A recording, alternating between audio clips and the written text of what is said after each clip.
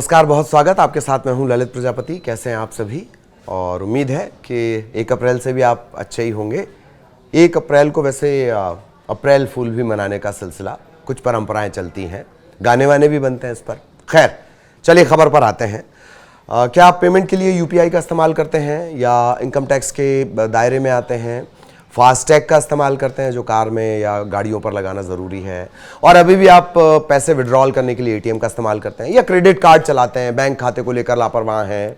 और हाँ, share market में आप सक्रिय हैं। मतलब कुल जमा कहने को तकरीबन 3 दिन है, पर असल में आपके पास बचा है 1.5 दिन, क्योंकि 1.5 दिन छुट्टी है। और अगर 31 मार्च तक आप नहीं जागे तो 1 अप्रैल से फूल बनने को आपको तैयार रहना होगा। 1 अप्रैल से दरअसल कई नियम बदल रहे हैं। A to Z जानकारी कहाँ है तो जान लीजिए कि वो यहाँ है हमारे पास। 1 अप्रैल 2025 से नया वित्तीय वर्ष शुरू हो जाएगा। कई नए नियम लागू होंगे और जिनका सीधा असर आपकी जेब पर पड़ेगा। मतलब जाग जाओ या जेब जलाओ। इन नियमों के चलते आपको कई बदलाव भी महसूस होंगे।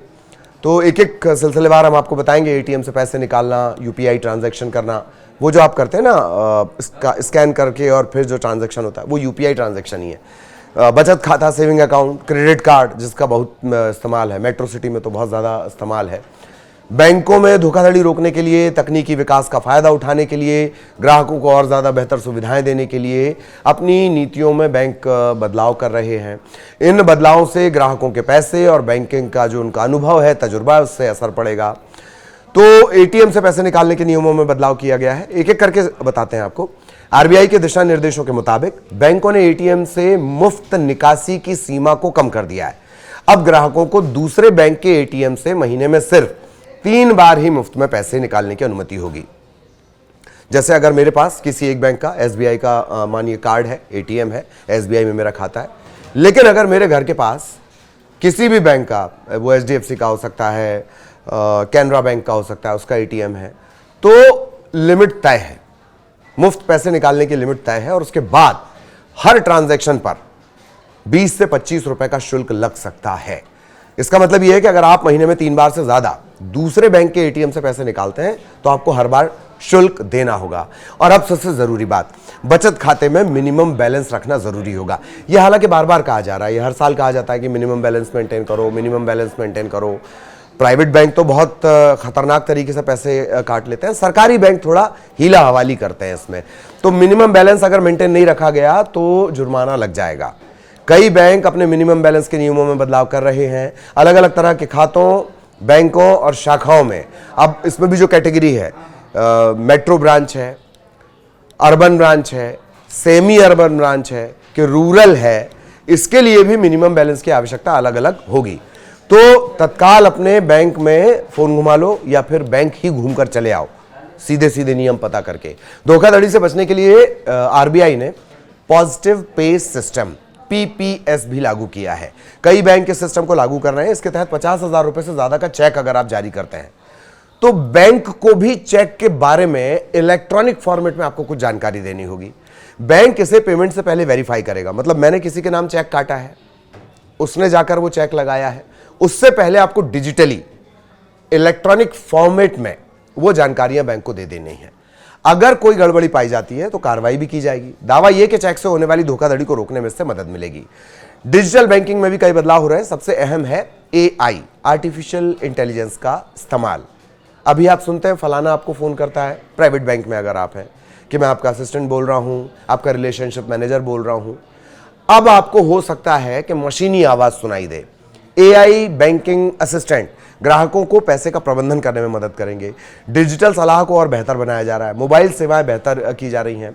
बैंक ग्राहकों की मदद के लिए ऑनलाइन सुविधाएं और एआई पावर्ड चैटबॉट इसे लॉन्च करने की तैयारी कर रहा है। सुरक्षा को और मजबूत करने के लिए 2 फैक्टर ऑथेंटिफिकेशन होगा, बायोमेट्रिक वेरिफिकेशन भी होगा। यानी अब सिर्फ एक पासवर्ड से काम नहीं चलेगा। अभी आप एक पासवर्ड डाल देते हैं, 4 डिजिट का पिन डाल देते हैं, उससे काम नहीं चलेगा।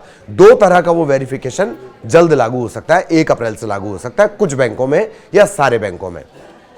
अब बड़ी महत्वपूर्ण चीज जो आपकी जिंदगी से जुड़ गया है, मतलब आप नहीं चाहते हैं फिर भी वो जुड़ गया है। हर किसी के वॉलेट में 2-4 क्रेडिट कार्ड रखे ही हुए हैं। 1 अप्रैल 2025 से क्रेडिट कार्ड के नियम बदल रहे हैं। रिवॉर्ड टैक्स और बाकी की सुविधाओं पर असर पड़ेगा। जैसे एसबीआई अगर आप इस्तेमाल करते हैं, एसबीआई का सिंपली क्लिक, इससे अगर आप स्विगी को कुछ ऑर्डर दिया करते थे तो रिवॉर्ड मिलता था, स्विगी से रिवॉर्ड मिलता था। अब वो 5 गुना से घटाकर आधा होने वाला है। एयर इंडिया सिग्नेचर पॉइंट्स को 30 से घटाकर 10 करने वाला है। IDFC first bank club Vistara milestone के फायदे बंद कर देगा। तो अगर खर्चे पर कमाई की आदत आपको हो गई है कि भैया खर्चा भी करो और थोड़ा सा अपनी जेब में बच भी जाए, किसी भी फॉर्मेट में बच जाए, तो आपको थोड़ा मायूस होना पड़ेगा। कब से? 1 अप्रैल से। और अब सबसे जरूरी बात, 1 अप्रैल से एनपीसीआई ऐसे मोबाइल बैंकों के यूपीआई ट्रांजैक्शन को बंद कर देगा जो लंबे समय से इनएक्टिव है, सक्रिय नहीं है। उन्हें बैंक रिकॉर्ड से हटा दिया जाएगा। आपके खाते के लिए यूपीआई की सेवाएं ही बंद कर दी जाएंगी। तो खाता और नंबर, अकाउंट और वो जो नंबर है उस अकाउंट में, दोनों को एक्टिव रखिए, और नहीं है तो कर लीजिए। ऐसा नहीं है कि सारे बदलाव जेब जलाने वाले हैं। एफडी हो गई, आरडी हो गई, रिकरिंग डिपॉजिट, फिक्स्ड डिपॉजिट और बाकी की जो सेविंग स्कीम्स हैं, इस पर बैंक 1 लाख रुपए तक के ब्याज पर अब टीडीएस नहीं काटेगा। SBI, HDFC bank, Indian bank, IDBI bank, Punjab and Sindh bank, ऐसे कई बैंक हैं जो अपने एफडी और स्पेशल एफडी की ब्याज दरों में बदलाव करने जा रहे हैं। कब से? 1 तारीख से। सीनियर सिटीजन के लिए पहले लिमिट 50,000 रुपए थी, इसे बढ़ाकर 1 लाख रुपए भी कर दिया गया है। दूसरे निवेशकों के लिए इस लिमिट को 40,000 से बढ़ाकर 50,000 रुपए कर दिया गया है। खास बात यह कि जिन लोगों ने अपने पैन को आधार से लिंक नहीं किया है, अभी भी बार बार समझाने के बाद भी, परमानेंट अकाउंट नंबर PAN आधार से लिंक, UID से लिंक नहीं है, तो उन्हें डिविडेंड नहीं मिलेगा। इसकी आखिरी तारीख तो बहुत पहले ही खत्म हो चुकी है। अगर लिंक नहीं किया है आपने, तो डिविडेंड और कैपिटल गेन से टीडीएस में कटौती जो टीडीएस कटौती है वो बढ़ जाएगी। अच्छा, इससे भी बुरा यह है कि फॉर्म 26AS, इसमें कोई क्रेडिट नहीं मिलेगा। असर ये होगा कि रिफंड में ज्यादा समय लगेगा। साथ ही शेयर, म्यूचुअल फंड, इससे जो मिलने वाला पेमेंट है उसमें टीडीएस कम हो जाएगा। आसान शब्दों में कहें तो अगर आपका पैन आधार से लिंक नहीं है तो आपको डिविडेंड मिलने में परेशानी होगी। वो जो शेयर वाले देते हैं ना, कंपनी वाले थोड़ा थोड़ा कभी कभी दे देते हैं कि भैया 1 पर 1 शेयर फ्री दे दिया, कुछ पैसे दे दिए, उसमें दिक्कत चली जाएगी। म्यूचुअल फंड और डीमैट अकाउंट खोलने के लिए भी नियम सख्त हो गए। म्यूचुअल फंड सेविंग स्कीम है जो बाजार जोखिम, इसका ऐड आपने देखा होगा। डीमैट कौन सा अकाउंट? जिससे हम शेयर बाजार की खरीद फरोख्त करते हैं, शेयर खरीदते हैं, बेचते हैं, उनके लिए ये नियम है। सेबी ने नॉन बैंक फाइनेंशियल कंपनियों के लिए केवाईसी के नए नियम बनाए हैं। सभी यूजर्स को अपने केवाईसी और नॉमिनी की जानकारी को फिर से वेरीफाई करना होगा। जो लोग ऐसा नहीं करते उनके अकाउंट फ्रीज हो सकते हैं, अकाउंट को फिर से एक्टिव किया जा सकता है, लेकिन नॉमिनी की जानकारी सही नहीं होने पर रिडम्पशन में दिक्कत आ सकती है। वापसी जब आप चाहते हो ना, उसमें दिक्कत आ सकती है। इसीलिए सुनिश्चित कर लें कि आपके म्यूचुअल फंड और जो डीमैट अकाउंट है, माफ कीजिएगा, वो अपडेटेड है या नहीं। इससे आपको लेन देन में कोई परेशानी नहीं होगी। अगला पहलू जो 1 अप्रैल से बदलने वाला बड़ा व्यापक पहलू है, टैक्स के नियमों में बदलाव हो रहा है। असेसमेंट ईयर 2025-26 1 अप्रैल से शुरू हो जाएगा।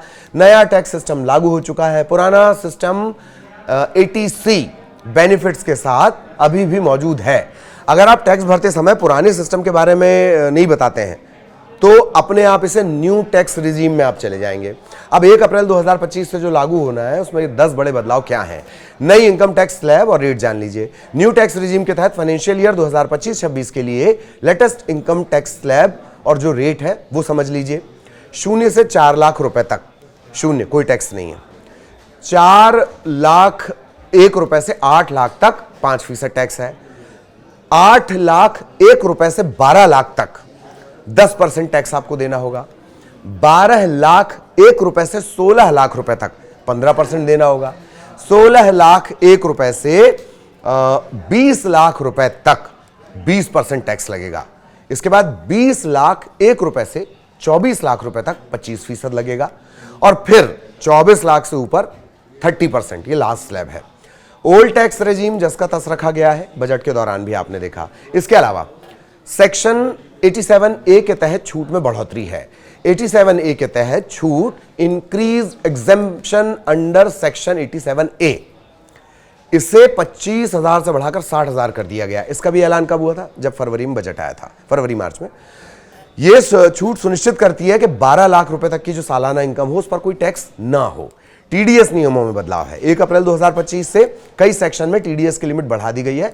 इसमें जो स्मॉल टैक्स पेयर्स हैं उन्हें काफी राहत मिलेगी। सीनियर सिटीजन के लिए जो इंटरेस्ट इनकम पर टीडीएस लिमिट थी वो बढ़ाकर 1 लाख रुपए हो जाएगी। टीसीएस नियमों में बदलाव है। 1 अप्रैल 2025 से टीसीएस की जो दरें हैं उसमें बदलाव किया गया है। इसका असर जो विदेश यात्रा पे जाते हैं घूमने के लिए या फॉरेन ट्रैवल करते हैं बिजनेस के सिलसिले में या निवेश इन्वेस्टमेंट या किसी ट्रांजैक्शन आप कर रहे हैं तो उस पर असर पड़ेगा। पहले 7 लाख रुपए से ज्यादा का अमाउंट भेजने पर टीसीएस देना पड़ता था, अब ये लिमिट 10 लाख रुपए कर दी गई है। इस नियम का फायदा सीधे तो उन पेरेंट्स को भी मिलेगा जो बच्चों की पढ़ाई, पारिवारिक खर्च या किसी अन्य वजह से विदेश में पैसा भेजते हैं। 10 लाख भेज सकेंगे, कोई पैसा नहीं लगेगा। और अपडेट टैक्स रिटर्न ITR-U, इसकी टाइम लिमिट बढ़ा दी गई है। इसका भी ऐलान बजट के दौरान हो गया था। अब अपडेटेड ITR फाइल करने की जो समय सीमा है वो 12 महीने से बढ़ाकर 48 महीने कर दी गई है, 4 साल। अगर किसी वजह से आप ITR फाइल नहीं कर पाए, रिटर्न फाइल नहीं कर पाए, चूक गए हैं, तो इसे फाइल करने के लिए आपके पास 4 साल तक का वक्त होगा। इसका भी ऐलान कर दिया गया था। ये कब से लागू हो जाएगा? 1 तारीख से, मंगलवार से। IFSC के तहत टैक्स के छूट की जो समय सीमा वो बढ़ गई है। इंटरनेशनल फाइनेंशियल सर्विस सेंटर, इसके तहत टैक्स छूट की जो समय सीमा वो 31 मार्च 2025 जो भी खत्म होने वाला है उससे बढ़ाकर 31 मार्च 2030 कर दी गई है। स्टार्टअप के लिए जो टैक्स की छूट है अब वो 1 अप्रैल 2030 तक रजिस्टर्ड स्टार्टअप को सेक्शन 80 IAC इसके तहत 3 साल तक 100% टैक्स से छूट मिलेगी। लेकिन उस 100% के लिए आपको जो सारे नियम कायदे हैं, जो शर्तें हैं, वो पूरी करनी होगी। 2 और सेक्शन है, अगर आप इसमें आते हैं तो बहुत ध्यान से सुनिए। 206 206 AB 206 CCA इसे हटाया गया, कंप्लायंस हटाया गया है। कंप्लायंस को आसान बनाने के लिए सेक्शन 206 AB और 206 CCA इसे पूरी तरह से हटा दिया गया। इसके चलते टैक्स कटौती करने वालों और टैक्स कलेक्ट करने वालों को कम समस्याओं का सामना करना पड़ेगा। थोड़ी जटिलता बढ़ रही थी। पार्टनर को दी जाने वाली सैलरी पर लिमिट जो है, पार्टनरशिप फर्म के लिए पार्टनर को जो सैलरी दी जाती है, 2 लोग पार्टनर हैं, राजू और रामू, अगर उनमें सैलरी का आदान प्रदान होता है तो सैलरी पर मैक्सिमम डिडक्शन की लिमिट तय कर दी गई है। इसके अलावा पार्टनर को पेमेंट करने पर TDS भी कटेगा। यूलिप, यूनिट लिंक्ड प्लान, इस पर जो कैपिटल गेन के तौर पर टैक्स लगेगा। अगर आप कोई यूलिप पॉलिसी, इसका जो एनुअल प्रीमियम है अगर 2.5 लाख रुपए है और बीमित राशि का जो 10% से ज्यादा है तो उस पर कैपिटल गेन के तौर पर टैक्स लगेगा। यानी 2.5 लाख रुपए से ज्यादा सालाना प्रीमियम वाली यूलिप पॉलिसी के रिडम्पशन से होने वाले मुनाफे को कैपिटल गेन माना जाएगा और टैक्स लगेगा। 12 महीने से कम समय के लिए यूलिप पर 20% short term capital gain STCG ये लगेगा। 12 महीने से ज्यादा समय के लिए जो यूलिप रखा गया है उस पर 12.5% लॉन्ग टर्म कैपिटल गेन लगेगा। आखिरी और महत्वपूर्ण बात, फास्टैग, ये भी जुड़ा हुआ। लगभग सभी लोग आजकल कार तो कम से कम चला ही रहे हैं, मध्यम वर्ग के लिए कार सभी रख रहे हैं। फास्टैग के नियम भी बदलाव हो गए हैं, लेकिन जो ज्यादा बड़े बदलाव हैं वो महाराष्ट्र के लिहाज से हैं, महाराष्ट्र के यूजर के लिए हैं। अब सभी जो महाराष्ट्र के जो टोल प्लाजा हैं वो अनिवार्य कर दिए गए, वहां पर फास्टैग अनिवार्य कर दिया गया। इन नियमों में भी अपडेट देखने को मिला, वाहन चालकों पर सीधा असर डालेगा। तो कुल जमा ये जो फास्टैग वाला नियम हो गया और बाकी के जो नियम हो गए, ये सारे बदलाव 1 अप्रैल दिन मंगलवार से लागू हैं। अब अगर आप चाहते हैं कि मंगल से सब मंगल हो तो फटाफट खुद को नियमों के हिसाब से फिट कर लीजिए, वरना नुकसान होगा। और क्या होगा, शुरुआत में ही बताया, जेब जल जाएगी। थोड़े थोड़े से तो बचत करनी है ना। चलिए इजाजत दीजिए, नमस्कार।